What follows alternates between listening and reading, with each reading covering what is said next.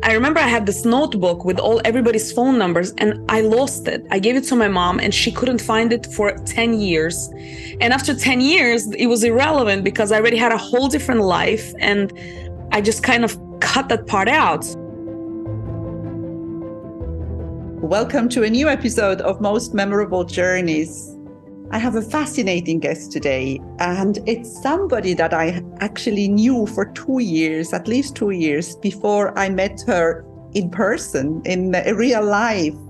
It's so funny how life sometimes gets people together. I finally made it to New York, but we had spent endless hours on Zoom together because I was the Global Woman Director of New York, and she was one of the most faithful members there. But there is so much more about her. She is the founder of Aneley Cosmetics. She is a fantastic lady. She is a mother of 6 children, and she is just simply gorgeous. So welcome to Most Memorable Journeys, Yelena Kalendareva. Yes, thank you so much for having me. I'm so excited. So Kalendareva is very clearly a name that comes from somewhere in the East. Where do you come from, Yelena? Where were you born? So it's a very Russian last name. I was born in Kazakhstan. My mom is from Kazakhstan. My dad is from Uzbekistan. So we lived in Uzbekistan. So I come from there. You went to school there? Yeah, I went to school there. It was actually under Soviet Union, former Soviet Union. And it was and it's a communist country, right? So as I was growing up, Jews weren't really welcome there. I'm sure it changed now. It's a different world. But back then, I didn't actually know I was Jewish, funny enough. So I had a lot of Christian friends. I didn't have any Jewish friends. There was nobody Jewish around me. And so I went to church with one of my friends. And I didn't know. I mean, I didn't do anything they were doing. She just like, would you want to come with me? I said, okay, cool. And I would go there and they would have this whole mess with the messa. How do you call it? The mess, whatever. And they were giving out this little bread thing and like this steam going. And I was like, wow, it's very pretty in here. And so I would sit there and just watch. So I thought I would have a wedding in church. I would exchange my vows. That was my understanding. And even though in my household, we actually practice all the holidays, but children weren't allowed to kind of know we're Jewish, at least in my family, for safety reasons, because God forbid, something would happen. So I remember like yesterday, I was about maybe 6 years old. I was going to daycare. Daycare was across the street. And my grandmother kissed me on my forehead and said, if anyone asks you who you are, you're going to say you're a Soviet girl. I said, okay. So I actually grew up, and it took me many, many years, even here in the US, to freely say that I'm Jewish. Even when I found out and I was living already a life for many, many years, worked with my own people, whatever, I couldn't say freely to people that weren't Jewish that I'm Jewish. I didn't feel comfortable because it was so ingrained in me that it's not safe that I guess, used my international look. I mean, people say I'm from everywhere. I never actually mentioned it. And it took me a long time to actually say it. But so I remember that life. I remember you couldn't say whatever you wanted. You couldn't do whatever you wanted. It was a very strict, very disciplined country. I happened to have a beautiful childhood. We had everything we wanted growing up. Our parents somehow got all the groceries, even though all the shelves were empty most of the time. So I had a beautiful childhood. In 1991, I believe, when Soviet Union fell apart, Uzbekistan became Uzbekistan, right? So all of us Russian-speaking kids, we were no longer under the Soviet Union. So we were supposed to learn the new language. It was a Muslim country, Uzbekistan. So we had to learn the hymn of the country. We had to suddenly learn the language. We had to completely restructure our life. And it was very difficult. It was so difficult. I remember crying. I was like, I can't learn this language. I don't understand this language. And I was very young. I was very young. I was 8, something like that. And for me to actually be told I remember 6th grade, we had a test and a few of my friends stood in front of the teacher asking her questions while I was reciting the hymn of Uzbekistan. And I didn't know it. So I said the first 2 lines and then she got distracted with my friends. We did that on purpose. And she gave me a 3. A 3 was out of 5. So 5 was the excellent. And then 4 was like a B and 3 was like a C. So she gave me a C and I was like, oh, thank God, So little things like that, of course, it really shaped me for many, many years into my adulthood. That type of, Crazy. That is crazy not to be able to say that you were Jewish. That was one thing going back to that time. And quick question, did you have one of those little bread things that they had at the when they went to church? No, I never did. I was just sitting and waiting for her to finish. Because you're not supposed to have one unless you're not supposed to. I found out it's like Jesus's flesh or something. I don't know. But I found out about it here in the United States. So thank God I didn't actually, fully immerse. No, I didn't do anything there. I was just sitting. But it was fascinating to see. I know lots of people who go to church and have one of those because they have no idea what the whole thing is about and they just go. Yeah. Very interesting. So you are telling me, and I didn't know that, Uzbekistan, the language of Uzbekistan, your language was Russian because you were part of the Soviet Union. So you grew up speaking Russian. Yes. And then suddenly the language changed. What is Uzbek? What is Uzbek it called? language. Uzbek language. What is it like? Is it very different to Russian? It's completely different.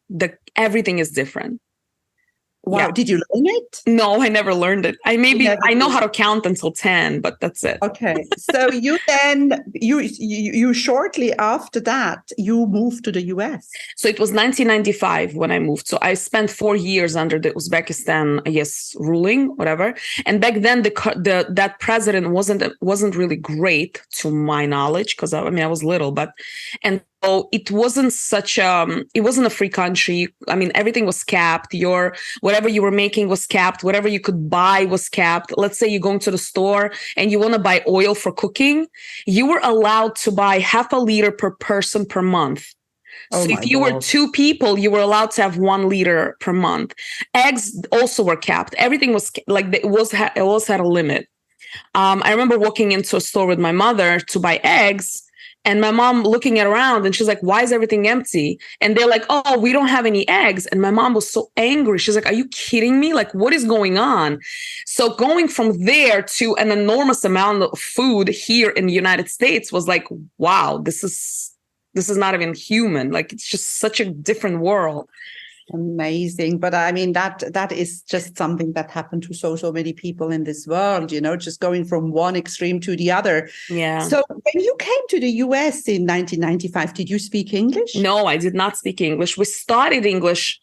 It was like British English was taught there, not even English, like American English. And it's totally different in accent, you know that. And so we started learning it and then we left. So we started about 6th grade. And so when I came here, I didn't understand anything. So they put me in an ESL class and it was all Russian-speaking kids. And so we're all there in a classroom and I'm frustrated because I don't understand it. And as a child, as a 12-year-old, I was like, I don't understand. Like I was crying, but someone told me, why don't you turn on the news? And the way they're speaking is so correct and proper. You'll understand it. So it took me about 3 months to learn the language. So it wasn't so long, but it was an excruciating 3 months because I'm such a doer and goer and I want the result to be instant. It was very hard. Yeah. So, and also like 12 years is like the beginning of your teenage years and you have so many other things going on in your body and in your life. So that is a lot. Well done. You came out good.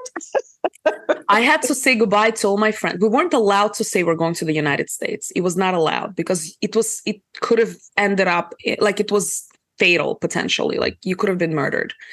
So you had to leave without saying it to anybody, without saying no one. And I couldn't say goodbye to my friends. We just had to be quiet until the last minute.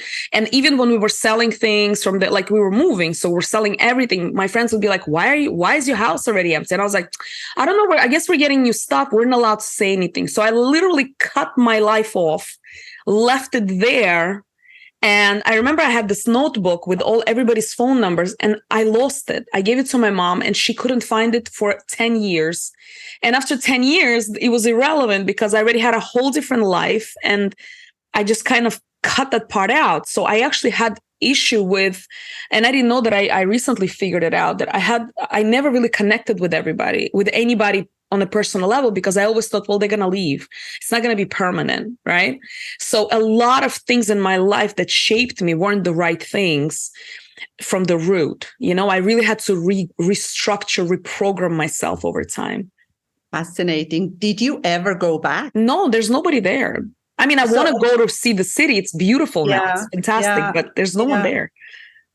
Amazing. I've actually done an interview with a lady recently who was cycling from Switzerland to Thailand, and she went through Uzbekistan. And I'm going to need to listen to that episode again because I don't remember what she said, but I think she liked it. I think she said it was very Uzbekistan beautiful. is beautiful. It's a gorgeous country. Yeah.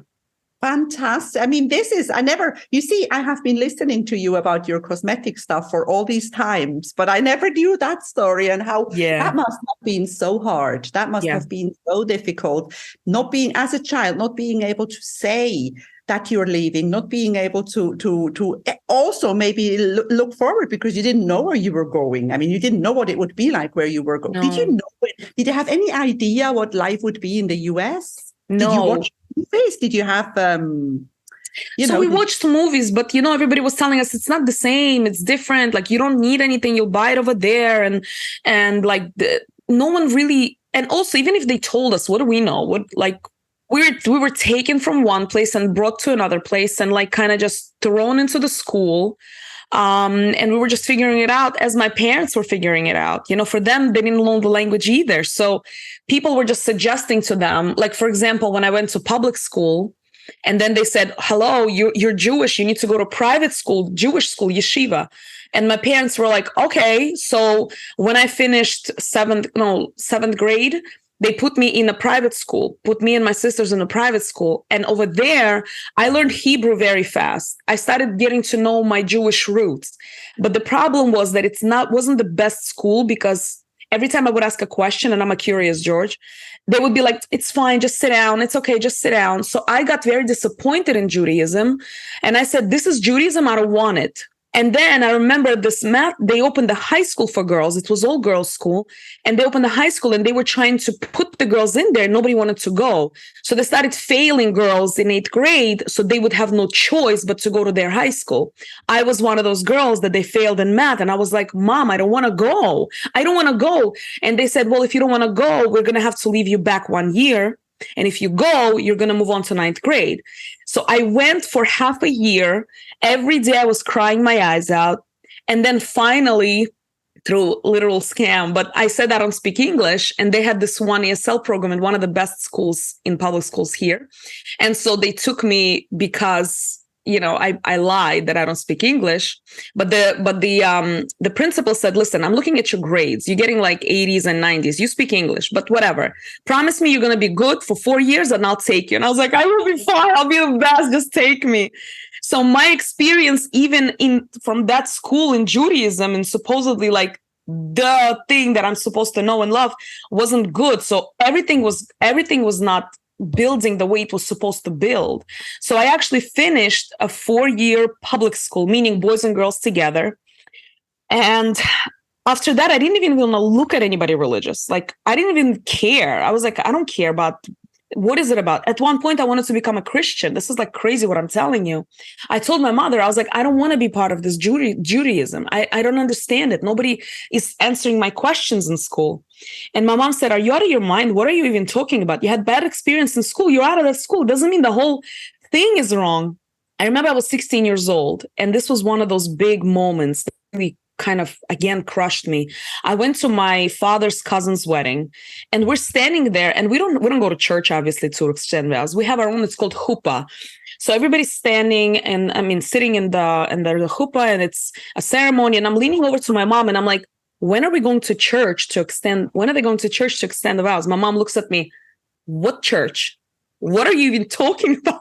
What do you mean? I wanted to have the wedding march playing and I'm walking down the aisle. And she's like, we don't do that. We're Jewish. This is it. I was like, no. I mean, my world kept crushing. Everything I knew was not real. Everyone I knew didn't exist anymore. Everything I thought I wasn't it. It was such a huge transformation. My teenagers were like everywhere. It was crazy. Yeah. So, oh my God, that is a lot.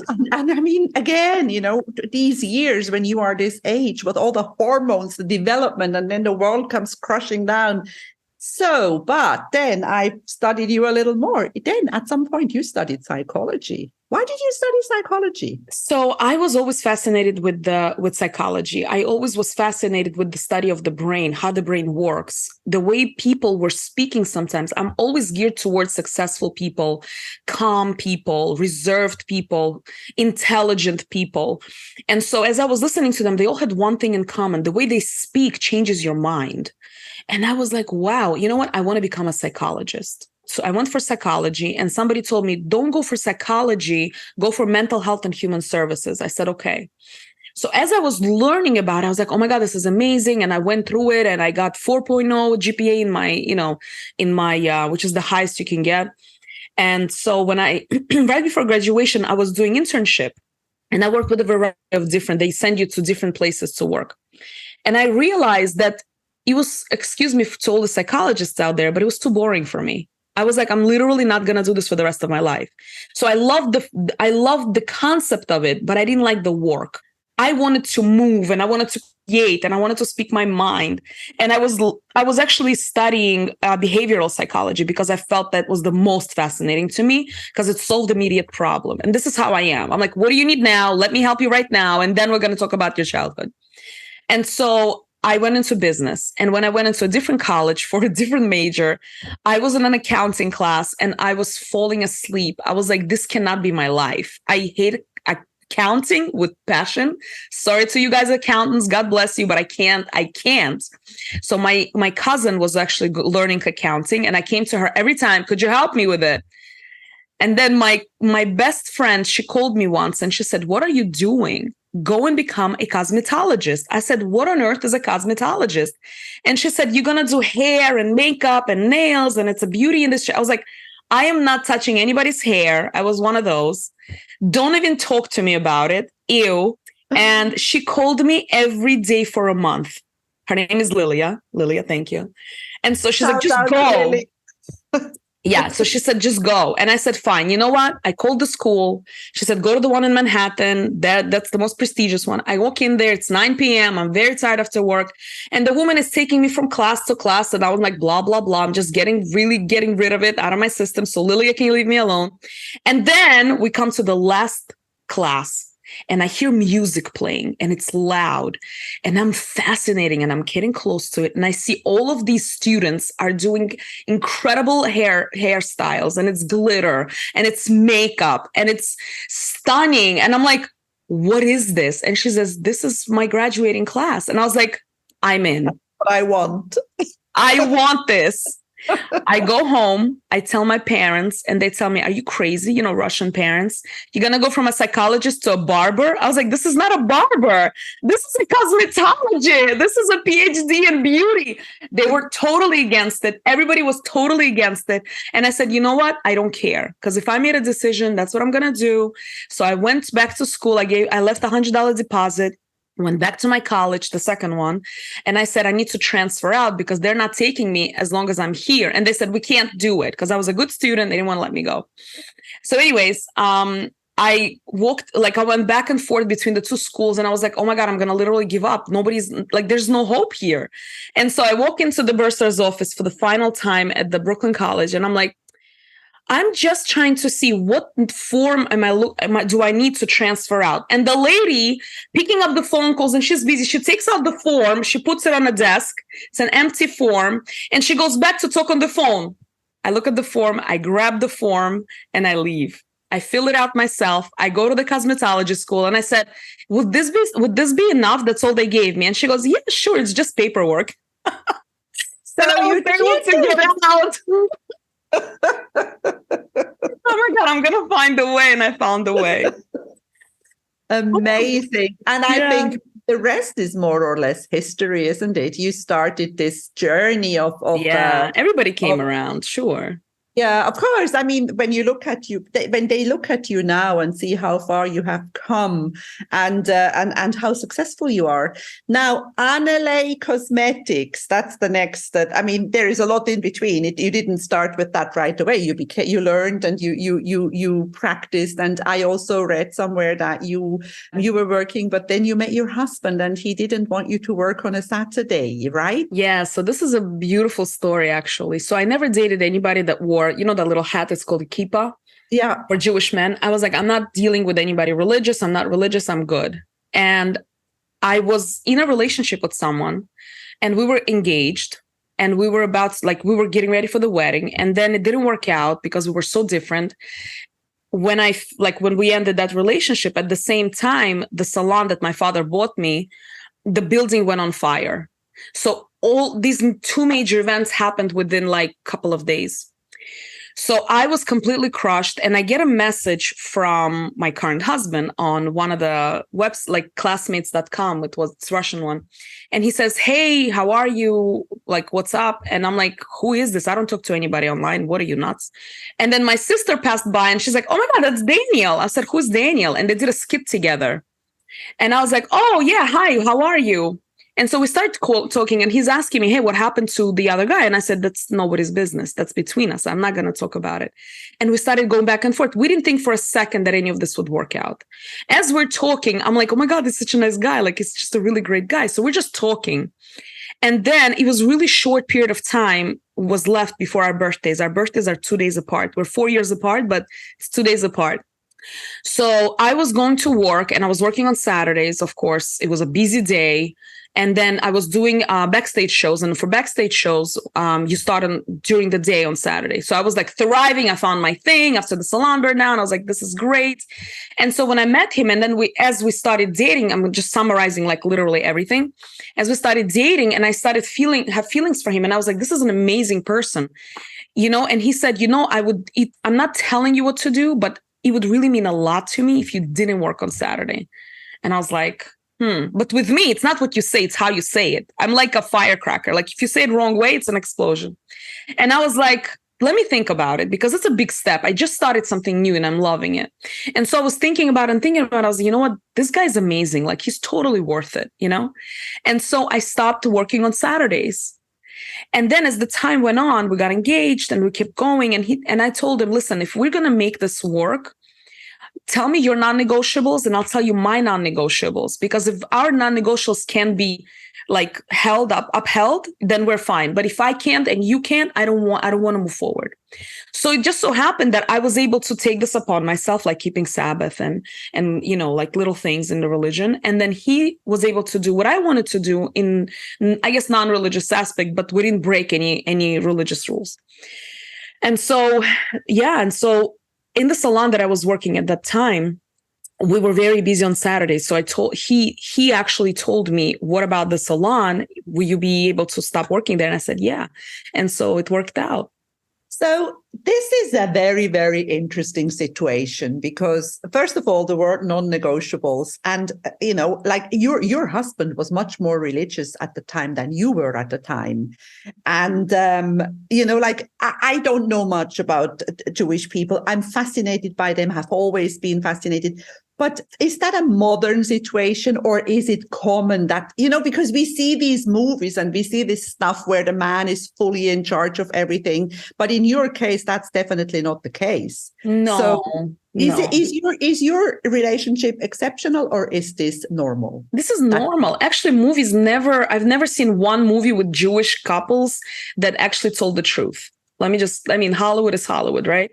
It's all basically a lie, and we don't live like that. There are certain sects in the culture, everywhere else, right, where they go way extreme.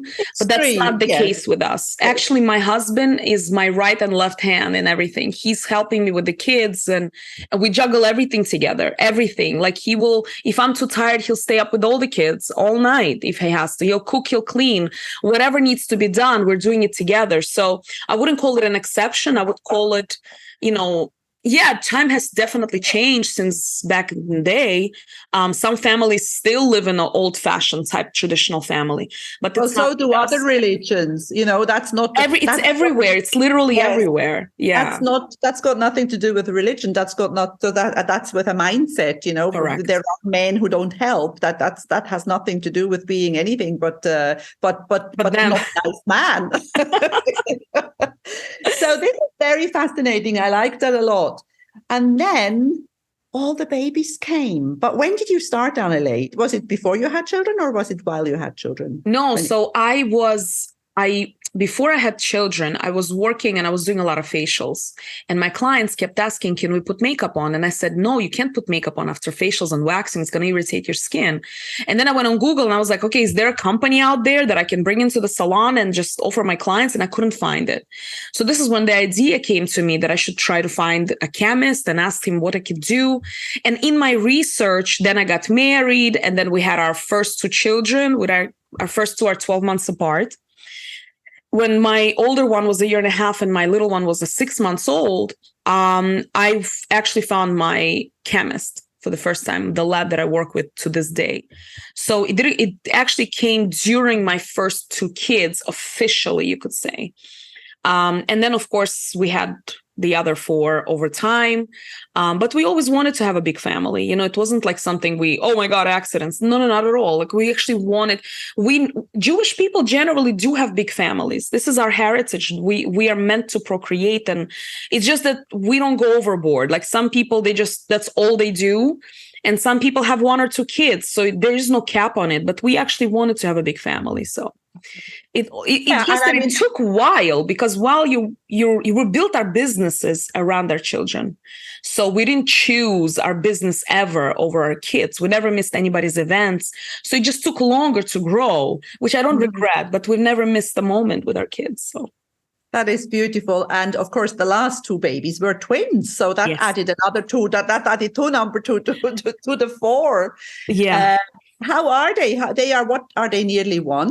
They're a little over 1 year old. A little over 1 already, because I've been, we've been following each other, and I remember when you had them and how fast you were back on. You're such a tough cookie, Yelena. You are amazing with all the work you do, with all the kids you have, with all the stuff you do. And for the people who are listening to us and who don't know Yelena, you really, really have to follow her on social media, because she does the most amazing demonstrations of her cosmetics. And I mean, she does it with one hand, and I think she holds the phone in the other hand. I don't know how she does it, but really, really fascinating. Thank you. And we also need to say that where does the name Aneley come from? It's actually my name backwards. Yelena Aneley. How did you think of that? When I started, I was like, I got to give it a name, because and I started Googling something French, like The Beauty Within was the original name. And it was in French. And don't ask me what it was, because I can't remember, but it was in French. And I was like, I wanted something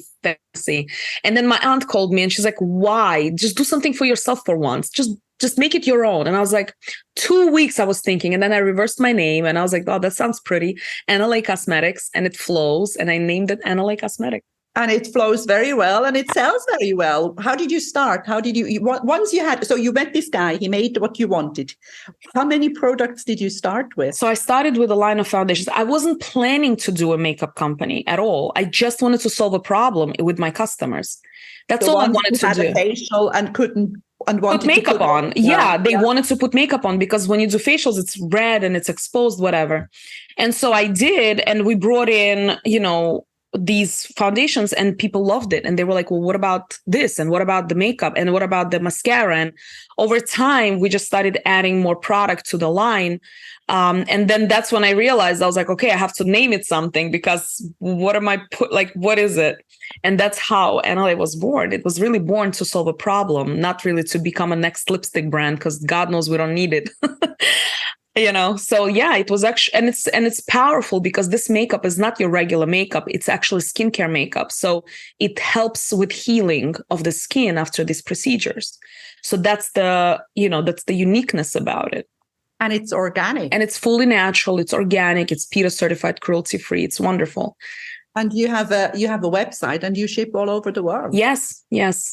We'll put the link of the website in the show notes, and whoever people may order, they should order from you, because I got a gift when I was in New York. So that's the other part. Of course, after 2 years of talking online and being on Zoom and being in all these meetings, I finally met Yelena at the Global Woman meeting in New York, and it was wonderful. It's so funny then after a while to actually see that these people that you see on this flat screen, they are actually, they are alive.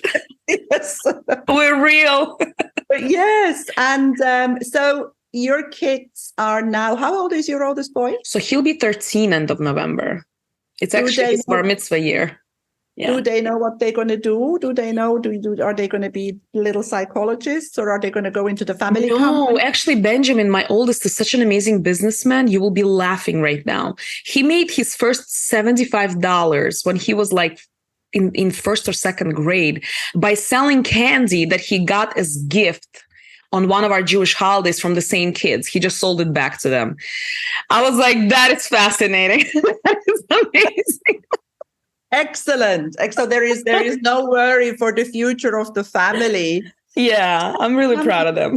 Tell me something else, because in Most Memorable Journeys, we talk about the life journey, but we also talk about travel. Do you actually manage to travel with your 6 children? What do you do? Have you ever been on a plane with all? No, not with all of them. Well, not with the girls, not with the babies, but with my other kids, sure. So even before I was married, we always took family trips. We went to Dominican Republic, Mexico, Canada. We did a whole tour of Canada, went to Virginia. We hit a hurricane on the way back from Virginia. I remember it was literally behind us, this swirling thing. And I was like, my father was driving. He's like, oh my God, please don't get us. I mean, we had an amazing time. So with my boys, we traveled locally. I never took them overseas because it's hard for me to travel long distances, which we actually want to go to Israel this year for my son's bar mitzvah. So let's, see how that goes. But yeah, we've done a lot of family trips. We travel with my kids to Miami, to Orlando, to Disney World.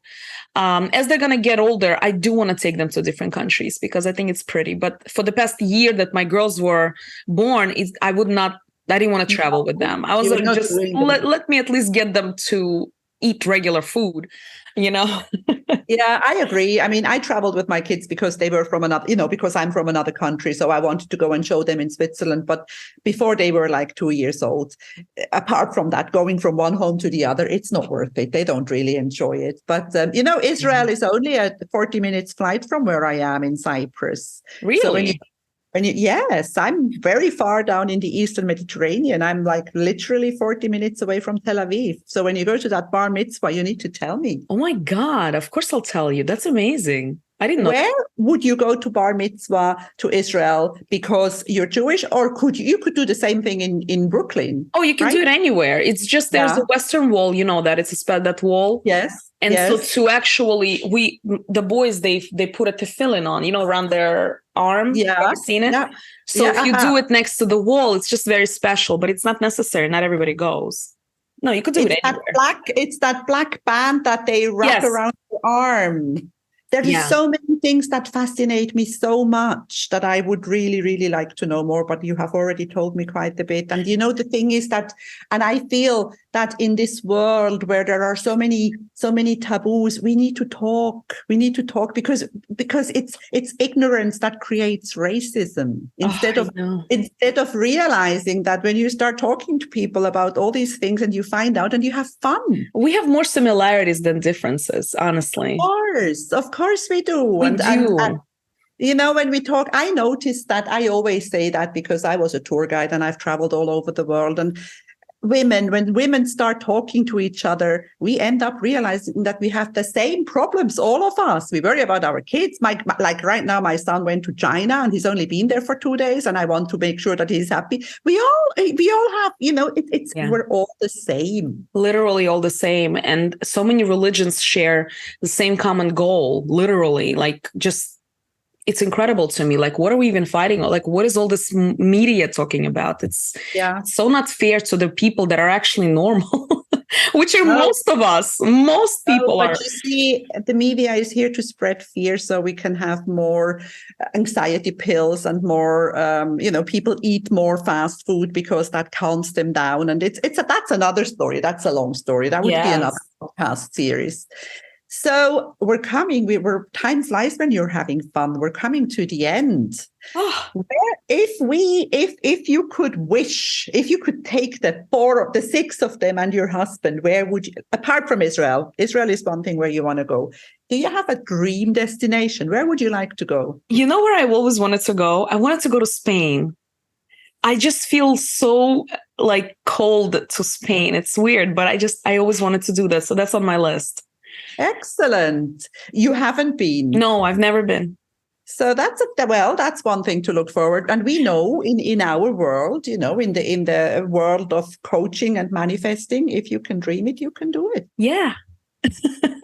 Any last words before we end? You know what? Continue being dreamers and goal setters. Don't worry about every little thing that's happening around you, because most of it is all false. So I always say that anything bad that's happening in this world is parallel to me. I have nothing to do with it. I'm not interested in it. I'm not even looking at it, reading on it. So if you want to create your reality, just look forward to that reality and nothing else. Like, have that linear vision, just one way. So mostly like what you post all the time, you really do create those wings for people when you post, and I really appreciate them. So that's really my message. Be yourself, find out who that is, find out who yourself is, and be it, because you're going to attract people that really need it. You don't know who you're saving. So that is amazing. That is beautiful. And talk to people. You see, This is find out about other people, be interested. And that's what I did. Thank you so much for being on Most Memorable Journeys today, Yelena Kalendareva. Kalendareva, yes. Thank you so much for having me, Elizabeth. It was a pleasure. If you enjoy my podcast, please like, share, and subscribe to my channel. You will find all the information in the show notes.